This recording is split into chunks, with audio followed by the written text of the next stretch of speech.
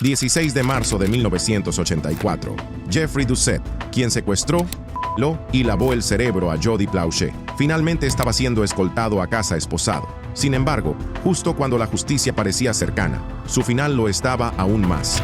Estos son los momentos finales más perturbadores de depredadores infantiles captados en cámara.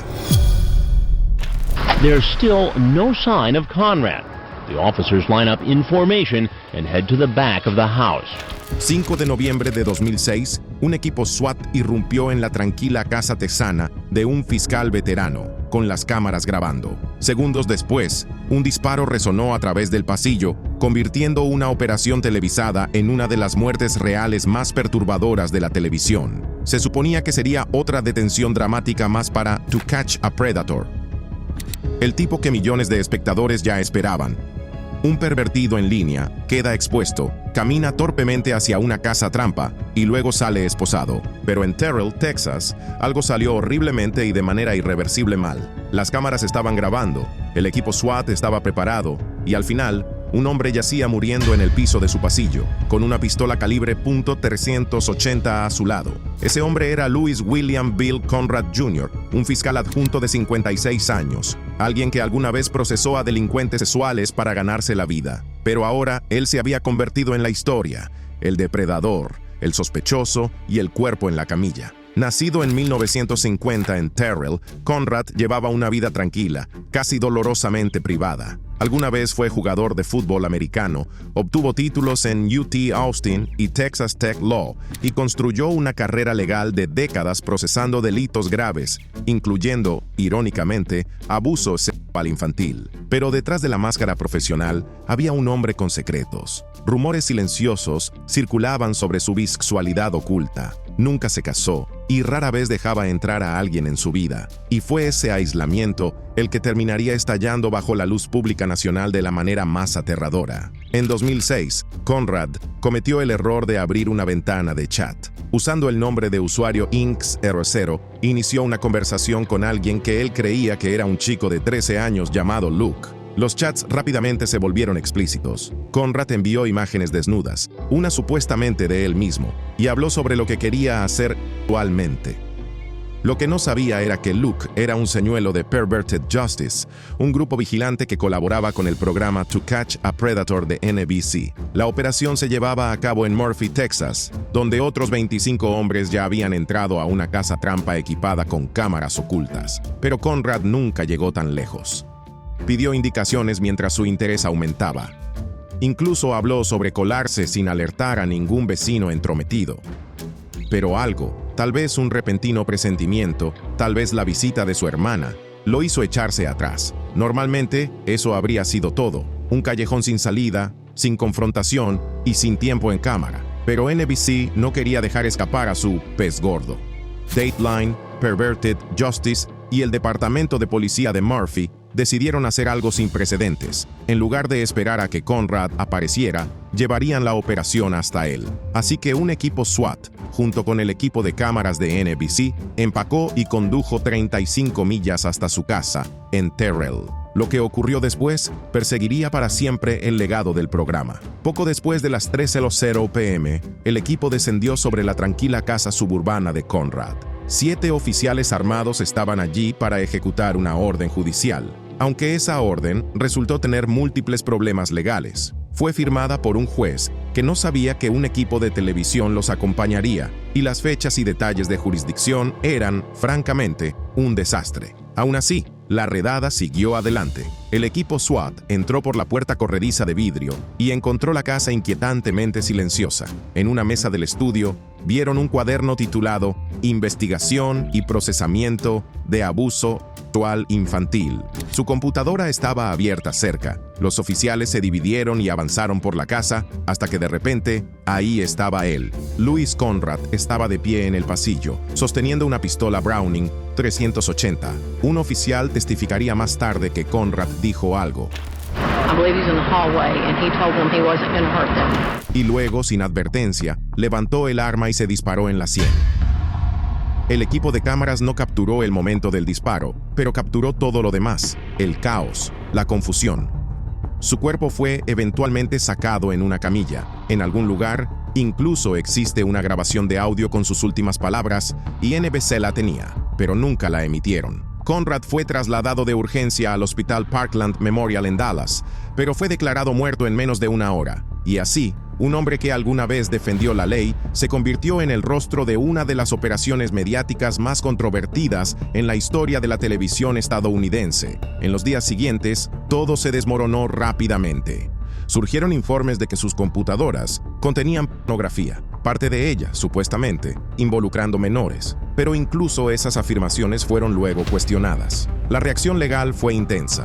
Los jueces que habían aprobado las órdenes declararon públicamente que nunca las habrían firmado si hubieran sabido que Dateline estaba involucrado. Un fiscal local calificó a la fuerza policial de Terrell de incompetente. Un abogado amigo de Conrad dijo que la redada fue imprudente, y eso fue solo el comienzo. NBC Universal fue demandada por $105 millones por la hermana de Conrad, Patricia. Ella alegó que NBC había manipulado a la policía para montar una emboscada televisada de alto riesgo sin tener en cuenta el estado mental de su hermano. El juez federal Denny Chin permitió que varias de las acusaciones avanzaran, calificando las acciones de NBC como posiblemente escandalosas y extremas. El caso finalmente se resolvió fuera de los tribunales en 2008 por una suma no revelada, mientras que ninguno de los 25 hombres arrestados en la operación de Murphy fue procesado. El fiscal de distrito, John Roach, desestimó los casos debido a problemas con la evidencia y la manera en que se llevaron a cabo las operaciones. El programa de NBC To Catch a Predator fue cancelado silenciosamente más tarde ese año. Chris Hansen más tarde afirmaría que el show simplemente había llegado a su fin, pero la verdad había terminado en un sitio y las cámaras siguieron grabando. La muerte de Conrad dejó algo más que conmoción. Planteó serias preguntas sobre la ética de combinar el entretenimiento con la aplicación de la ley y de difuminar las líneas entre el periodismo y la justicia. Críticos como Esquire y 2020 de ABC calificaron la operación de Murphy como explotadora, peligrosa y profundamente irresponsable. Incluso los residentes locales estaban furiosos de que su ciudad hubiera sido convertida en carnada para depredadores. El administrador de la ciudad fue despedido y la reputación de todos los involucrados, Dateline, Perverted Justice y la policía de Murphy, sufrió un golpe devastador. Pero el legado más inquietante, el momento mismo. Un abogado respetado, un hombre que vivía en secreto, un equipo SWAT en su puerta, un equipo de cámaras justo detrás y una única decisión fatal captada en video, no por completo, pero lo suficiente como para dejar a toda una nación preguntándose ¿qué fue lo que presenciamos? El suicidio de Conrad sigue siendo uno de los episodios más oscuros y perturbadores en la historia de la televisión basada en la realidad. Un hombre se derrumbó bajo el resplandor del reflector, y por una vez, incluso las cámaras apartaron la mirada.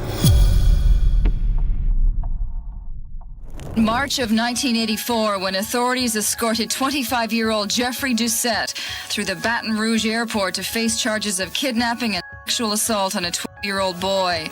16 de marzo de 1984, en el aeropuerto metropolitano de Baton Rouge, mientras las cámaras grababan, un hombre estaba de pie junto a un teléfono público, los ojos ocultos bajo una gorra de béisbol, la voz baja mientras murmuraba por el auricular. A solo 3 metros de distancia, los agentes escoltaban a un abusador infantil esposado por la terminal. Luego, sin ninguna advertencia, el hombre se dio vuelta, levantó un revólver y disparó una sola vez. En televisión en vivo, el sospechoso cayó como un muñeco de trapo mientras los gritos resonaban, y el hombre simplemente bajó el teléfono y esperó ser arrestado. El hombre con el arma era Leon Gary Planchet, pero para la mayoría de los Estados Unidos, él era simplemente Gary, el padre con el corazón roto que hizo lo que millones de padres harían. Nacido el 10 de noviembre de 1945 en Baton Rouge, Luisiana, Planchet llevó una vida decente, sin nada fuera de lo común. Asistió a Istruma Senior High, se unió a la fraternidad Kappa Alpha en LSU y sirvió brevemente en la Fuerza Aérea antes de establecerse en la vida civil como vendedor de maquinaria pesada. Era esposo, padre de 4 hijos, aficionado a la pesca y un apasionado seguidor de los LSU Tigers. Amigos y familiares lo describían como divertido, ingenioso y amable. Incluso cuando bebía, era más gracioso que agresivo. Pero en 1983, su mundo se volcó por completo. Su hijo, Jody, había estado tomando clases de karate con un instructor muy querido de 25 años llamado Jeffrey Doucette.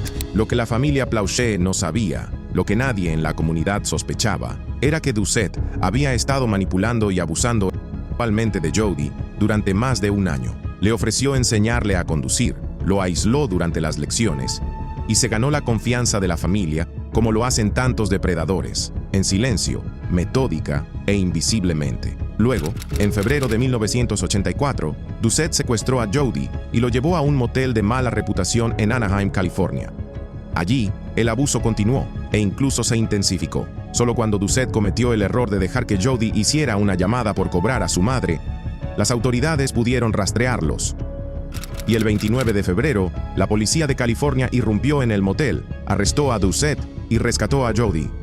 Para el 1 de marzo, Jody ya estaba de regreso a salvo en Luisiana. Pero Gary Plauché no estaba bien. Ni siquiera cerca. Estaba devastado, lleno de dolor y sin esperanza. Bebía, se hundía, y a medida que conocía la magnitud de lo que Doucette le había hecho a su hijo, esa impotencia se convirtió en ira. El tipo de ira que hierve en silencio y luego explota.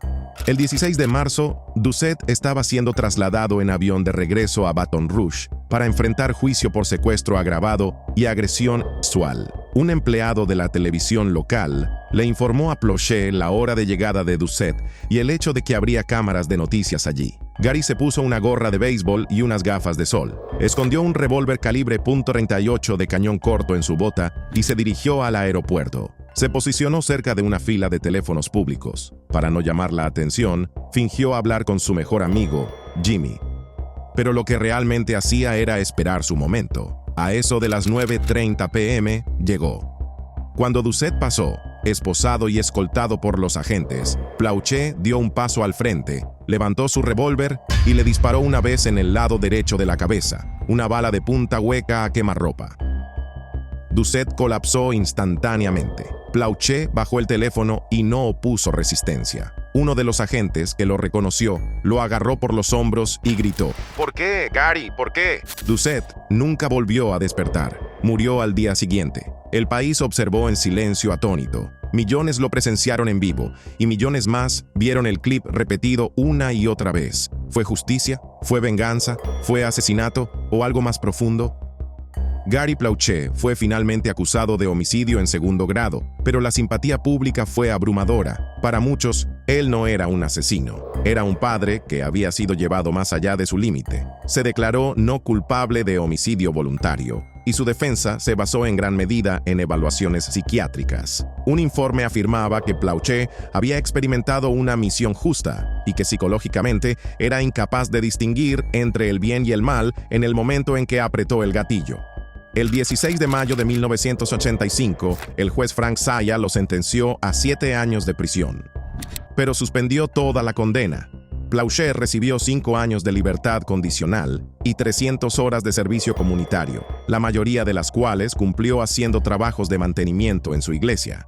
Aparte del fin de semana que pasó en la cárcel después de su arresto, nunca volvió a ver el interior de una celda. Muchos celebraron, algunos se indignaron. Incluso el hermano de Doucette calificó la sentencia como una injusticia, pero para entonces, la narrativa ya se había establecido. Gary Plauché, el padre afligido, había hecho lo que el sistema no pudo, pero no todos lo veían tan claramente, especialmente Jody. En el periodo inmediato después, el niño estaba enojado. Quería que Doucette se pudriera en prisión, que sufriera el lento castigo de un juicio.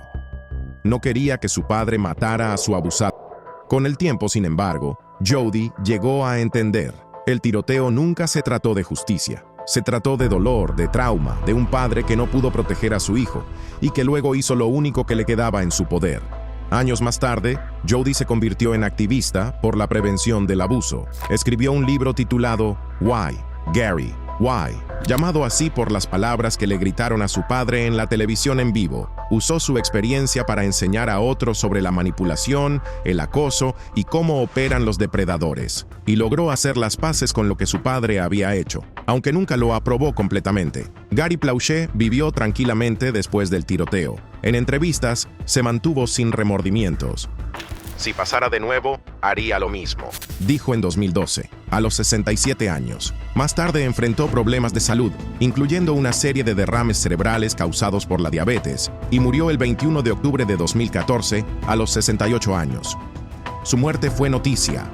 Al igual que el tiroteo, cada día del padre, cada vez que un debate viral resurge en línea sobre si tú harías lo mismo. Las imágenes del aeropuerto han sido vistas más de 20 millones de veces solo en YouTube y han sido analizadas en documentales, podcasts y foros de Reddit. Y cada vez que alguien ve ese video borroso de un hombre girando desde un teléfono público y disparando una sola bala fatal, la pregunta resurge: ¿fue justicia o fue solo dolor en su forma más pura?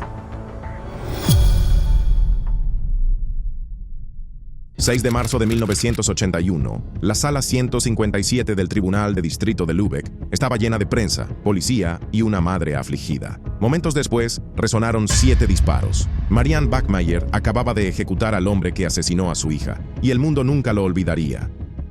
Marianne no era un nombre que alguien conociera antes de Anna. Pero su historia no comenzó con su hija, comenzó mucho antes. Como muchos nacidos en la Alemania de la posguerra, su vida estaba hecha de trauma, escape y lucha constante. Nació el 3 de junio de 1950 en Sarstedt, hija de refugiados prusianos orientales. Desde el principio, el hogar fue inestable. Su padre, un exoficial de las Waffen-SS, era un alcohólico volátil que gobernaba con puños y furia. Bebía mucho, se enfurecía más, y para cuando sus padres se divorciaron, la infancia de Marianne ya estaba fracturada. Las cosas no mejoraron con su padrastro. En todo caso, empeoraron. Era más frío, más estricto y más rápido para callarla. A los 16 años, la tensión había llegado a su punto de quiebre. Marianne fue expulsada de casa, embarazada, abandonada y sola. Sin otra opción, entregó al bebé en adopción. Pero sus dificultades no terminaron ahí. 2 años después, volvió a quedar embarazada, y esta vez, su sufrimiento tomó un giro aún más oscuro. Justo antes de dar a luz, fue dada, y ese niño también fue dado en adopción. A los 22 años, Marianne había comenzado a reconstruir su vida. Trabajaba en Tipasa, un bar en Lübeck, donde empezó a salir con el gerente. Esa relación le trajo a Anna, nacida el 14 de noviembre de 1972. A diferencia de antes, esta vez conservó al bebé, y en esa decisión encontró un propósito. Sus amigos decían que adoraba a Anna, aunque su estilo de vida levantaba cejas. Trabajando hasta tarde, Marianne a menudo llevaba a Anna al bar. Durante el día, Anna, vivaz e inteligente, se las arreglaba sola. Algunos juzgaban su manera de criarla, mientras otros veían a una madre haciendo lo mejor que podía con lo que tenía. Pero el 5 de mayo de 1980, todo se hizo pedazos. La pequeña Anna, de 7 años, riñó con su madre y decidió faltar a la escuela. Esa decisión la llevó a caer en las manos de Klaus Grabowski, un vecino de 35 años, con antecedentes de pederastia. Él había abusado de 2 niñas y se había sometido voluntariamente a la castración química en 1976, pero después cambió de opinión. Poco después, comenzó una terapia hormonal para revertir el tratamiento. Al principio todo parecía normal. Incluso logró atraer a Anna a su casa con un pretexto muy simple. Le dijo que tenía unos gatitos que mostrarle, pero horas después, todo cambió brutalmente. Anna estaba muerta. La había estrangulado con las medias de su novia, metió su cuerpo en una caja y lo arrojó cerca de un canal. Pero el secreto no duró mucho, porque cuando su novia descubrió la verdad, lo delató. La defensa de Grabowski fue aún más retorcida. Alegó que Anna había intentado chantajearlo. Dijo que le contaría a su mamá que él la había abusado si no le daba dinero. Era un intento desesperado y repugnante de culpar a una niña. Esto solo avivó la ira del público y encendió algo irreversible en Marianne. El juicio comenzó ese mismo año. Marianne asistió a cada sesión, escuchando detalles que ningún padre debería oír nunca. Los abogados de Grabowski argumentaron que sus actos se debían a un desequilibrio hormonal. Marianne no pudo soportarlo, no las excusas ni la forma en que mancillaban la memoria de su hija. Temía que le dieran una sentencia leve. El sistema judicial de Alemania no era conocido por ser duro con los delitos sexuales. Así que, en el tercer día del juicio, el 6 de marzo de 1981, tomó una decisión. Logró colar una pistola pequeña, una Beretta 70 del calibre 22, dentro del tribunal. Mientras estaba sentada en la sala, mirando al hombre que le había arruinado la vida, algo en ella estalló. Se levantó, sacó el arma y disparó 8 tiros. 7 impactaron en él, 6 en la espalda. Grabowski cayó al instante y murió. La sala estalló en un caos de gritos, con los guardias corriendo hacia ella. Los testigos dijeron que Marianne se veía tranquila. Quería matarlo, Dijo. Él mató a mi hija. Espero que esté muerto. Según los informes, lo llamó cerdo. Acto seguido se rindió, y casi de la noche a la mañana, Marianne Bachmeier se convirtió en un nombre conocido en todo el mundo. Una madre, una justiciera y un símbolo. La opinión pública se dividió. Algunos la veían como una madre afligida, llevada al límite por un sistema que le había fallado a ella y a su hija. Otros advirtieron sobre los peligros de celebrar la justicia por mano propia. Vendió su historia a la revista Stern por alrededor de 100.000 marcos alemanes, no por fama, sino para cubrir sus gastos legales. Miles le enviaron cartas, algunas con dinero, otras con oraciones, y muchas con palabras de solidaridad. Su juicio comenzó en 1983, acusada de homicidio y posesión ilegal de arma de fuego. La fiscalía, que inicialmente pedía asesinato, retrocedió. El tribunal conoció su pasado traumático y psicólogos testificaron que sus acciones surgieron de un colapso emocional, no de la premeditación. Finalmente, la condenaron a 6 años de prisión, pero cumplió solo 3. Tras su liberación en 1985, dejó Alemania, se casó con un maestro, se mudó a Lagos, Nigeria, y vivió en una comunidad de expatriados alemanes. Pero el matrimonio no duró. Para 1990, se trasladó a Sicilia, buscando una vida tranquila. Sin embargo, los medios nunca la dejaron del todo en paz. En 1984, su historia se llevó al cine en No Time for Tears, The Bachmeier Case, y con el tiempo llegaron más documentales, algunos alabándola, otros cuestionándola. A Marianne le diagnosticaron después cáncer de páncreas. Regresó a Lübeck el 17 de septiembre de 1996, donde falleció a los 46 años. Está enterrada al lado de Anna en el cementerio Burgtor. Yeah, okay. No. Yeah, I do. All right, so you did it, but what I'm saying is, I need to kind of go, I need to stick you right back to the whole thing. 7 de diciembre de 2003. Daniel Morcombe intentaba tomar un autobús de camino a... Y esa fue la última vez que alguien lo vio. Detrás de esa desaparición estaba Brett Peter Cowan, nacido el 18 de septiembre de 1969 en Bunbury, Australia Occidental.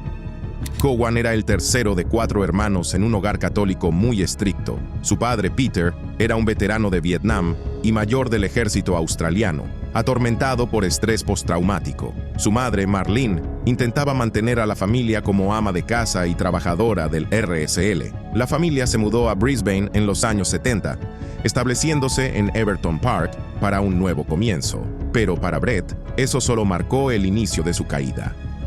Estudió en el Marcelline College, hoy Mt. Maria College, en Mitchelton, donde los profesores no lo recordaban por sus notas, sino por ser un bravucón, hostil y desagradable. Ya en su adolescencia, robaba, consumía drogas y lidiaba en silencio con su sexualidad, algo que chocaba con la estricta moral bajo la que creció. Para el 10º grado, abandonó los estudios por completo, saltando de un trabajo informal a otro, sin mantener ninguno. Después vinieron los delitos menores, y luego todo empeoró. El 5 de diciembre de 1987, con solo 18 años, Cowan realizaba servicio comunitario ordenado por un tribunal en un parque de Brisbane, cuando atrajo a un niño a un baño público y lo agredió sexualmente. Ese crimen le costó 2 años de prisión por corrupción de menores, pero en lugar de aprender la lección, pareció despertar algo dentro de él. Avanzamos hasta 1993. Viviendo entonces en un parque de caravanas en Darwin, Cowan atacó otra vez, esta vez agrediendo violentamente a otro niño. La fuerza del ataque fue tan brutal que le perforó un pulmón a la pobre víctima y la dejó abandonada entre los arbustos para que muriera. Milagrosamente, el niño sobrevivió y logró pedir ayuda. Esto llevó al arresto de Cowan, acusado de causar lesiones graves, privación de la libertad e indecencia grave.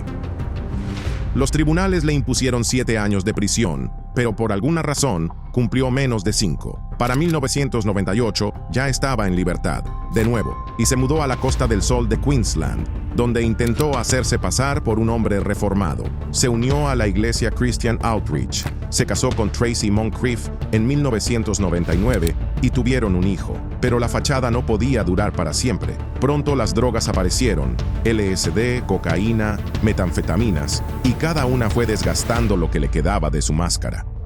Lejos de ocultar su oscuridad, solo la amplificaron.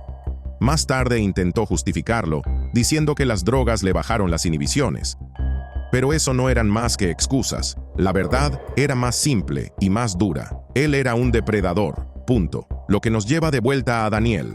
El 7 de diciembre de 2003, Daniel iba de camino a comprar regalos navideños para su familia cuando su autobús se descompuso. Un autobús de reemplazo pasó finalmente, pero por alguna razón, él no pudo subir. Y en una pequeña y aterradora ventana de 3 minutos, Daniel desapareció. Su desaparición conmocionó a todo el país. Cowan, que entonces tenía 34 años, vivía cerca de la zona donde desapareció Daniel, así que se convirtió en sospechoso casi de inmediato, debido a sus condenas anteriores. Pero cuando lo interrogaron, una vez en los días posteriores al secuestro y otra vez en 2005, él dijo que iba a comprar drogas, dando una coartada que después resultaría ser una mentira. La investigación se alargó durante años, convirtiéndose en el caso de persona desaparecida más mediático de Queensland.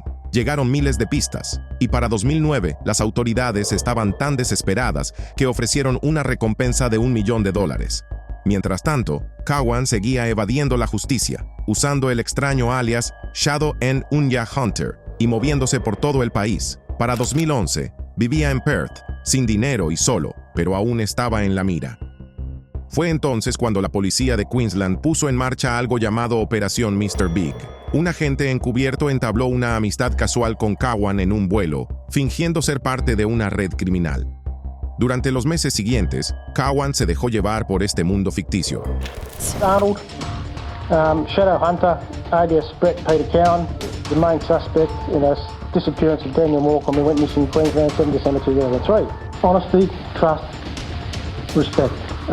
Ayudó en trabajos falsos, hizo tratos ilegales ficticios e intentó impresionar al jefe de la banda, Arnold, y funcionó. Luego, en agosto de 2011, desesperado por demostrar su lealtad, Cowan reveló la verdad.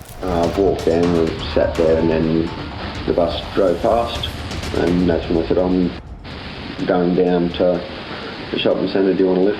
Yep. And he's gone, yep. Admitió haber secuestrado a Daniel, atrayéndolo a un edificio portátil en una granja de macadamias en Birwa con la intención de abusarlo. Y cuando Daniel se resistió, Cowan lo estranguló hasta matarlo. Así, sin más. Incluso llevó a la policía hasta una zona boscosa remota, donde los restos de Daniel fueron descubiertos el 17 de agosto. Y más impactante que la forma en que Uwe fue atrapado, fue su escalofriante reacción al ser arrestado. Sí, genial. Estoy arrestado por el asesinato de Daniel. El juicio, en marzo de 2014, fue enorme. 116 testigos, más de 200 pruebas y una sala repleta de dolor, furia e incredulidad.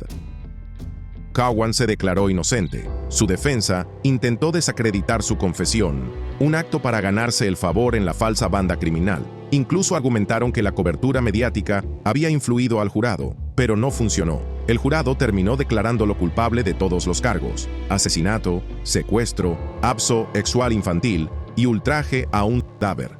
La jueza Roslyn Atkinson le impuso cadena perpetua sin posibilidad de libertad condicional por 20 años y advirtió que jamás debería ser liberado. Tras las rejas, en el Centro Correccional de Walston, una prisión conocida por albergar a los delincuentes más peligrosos, Cowan aprendió rápidamente cuánto lo despreciaban los demás internos. A pesar de estar bajo custodia protectora, fue atacado violentamente en múltiples ocasiones. En 2016, un recluso le arrojó agua hirviendo y lo golpeó con un balde de trapeador. Luego declaró: Se lo merecía, es un asqueroso. refiriéndose a los crímenes de Cowan contra niños. En 2018, fue acuchillado en el cuello y la oreja con un arma casera, nuevamente debido a su notoria historia criminal. Y otra vez, en 2023, fue brutalmente golpeado, reflejando el mismo odio hacia sus delitos. Aparte de eso, su familia casi no lo visita, dejándolo solo y condenado incluso entre asesinos. Mientras tanto, la familia Morecombe transformó su dolor en acción. Crearon la Fundación Daniel Morecombe, una organización dedicada a la seguridad y educación infantil en toda Australia. En 2022, Netflix estrenó una película titulada The Stranger, que dramatiza la operación Mr. Big que llevó a la captura de Cowan. La primera posibilidad de libertad condicional de Cowan no llegará hasta 2031, pero considerando su historial y las advertencias del tribunal, su liberación parece más una fantasía que una posibilidad. People don't want to know the truth and the honesty of it. If they want to be convinced or brainwashed into what they believe, then fine, then go ahead and kill me. But vengeance is mine, saith the Lord, because you will have executed somebody that didn't commit the crime. 21 de diciembre de 1978. La policía registraba la tranquila casa de John Wayne Gacy en Chicago, esperando obtener poco más que respuestas rutinarias. Pero a medida que cavaban más profundo en el espacio bajo el piso, el aire se volvió más denso, hasta que la oscuridad comenzó a revelar su secreto. Para entender cómo esos cuerpos terminaron bajo su casa, hay que retroceder al 17 de marzo de 1942, en Chicago, Illinois, donde nació un niño llamado John Wayne Gacy, en un hogar que no sabía cómo amar. Su padre, un veterano de la Primera Guerra Mundial, alcohólico y violento, gobernaba con puños e insultos, especialmente cuando Gacy lloraba o mostraba la más mínima señal de debilidad. Como hijo del medio de 3 hermanos, Gacy fue ridiculizado constantemente, llamado afeminado o marica. Los insultos se le quedaron grabados, y cuando tenía solo 6 años, fue abusado sexualmente por un amigo de la familia, pero guardó silencio porque temía más las palizas que al depredador. A los 18, trabajaba en una funeraria de Las Vegas, durmiendo en una cama junto a la sala de embalsamamiento. Una noche, la curiosidad pudo más. Se metió en un ataúd con el cuerpo de un chico fallecido y se acostó a su lado.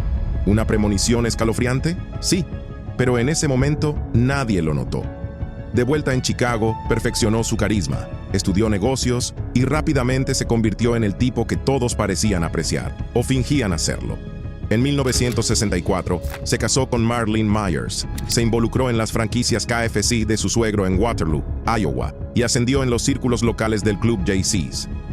En el papel, todo parecía perfecto: esposo, empresario, figura comunitaria en ascenso. Pero bajo esa fachada pulida, la máscara ya comenzaba a resquebrajarse. En las infames fiestas de solteros que organizaba para los Jaycees, su comportamiento se volvía oscuro, especialmente alrededor de adolescentes. Para 1968, la máscara de Gacy había caído por completo. Ese año, un joven llamado Donald Voorhees lo acusó de haberlo obligado a cometer sodomía. Gacy lo había atraído con alcohol y pornografía, y luego lo agredió. Cuando Donald le contó a su padre, un político influyente, el caso se desarrolló rápidamente. Gacy intentó silenciar al chico contratando a otro adolescente para golpearlo, pero eso solo empeoró las cosas. Finalmente, fue declarado culpable y sentenciado a 10 años de prisión. Aún así, solo cumplió 18 meses antes de salir libre por buena conducta. Para entonces, su esposa lo había dejado, y Gacy regresó a Chicago con un expediente limpio, al menos ante la ley. Pero dentro de él, la oscuridad crecía. Intentando llevar una vida normal, se volvió a casar en 1972. Fundó una empresa de construcción y comenzó a disfrazarse como Pogo el payaso para fiestas infantiles. Nadie sabía que ya había comenzado a asesinar jóvenes. De 1972 a 1978, atrajo al menos a 33 muchachos y adolescentes, algunos de apenas 14 años, a su casa en Norwood Park Township. Les prometía trabajo en la construcción, drogas o un simple viaje a casa.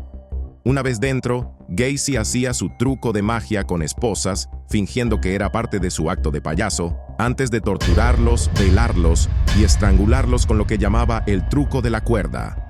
Enterró a 26 de ellos bajo el suelo de su casa, apilados en capas como carne. 3 más fueron enterrados en otras partes de su propiedad y 4 arrojados al río Des Plaines porque básicamente se había quedado sin espacio.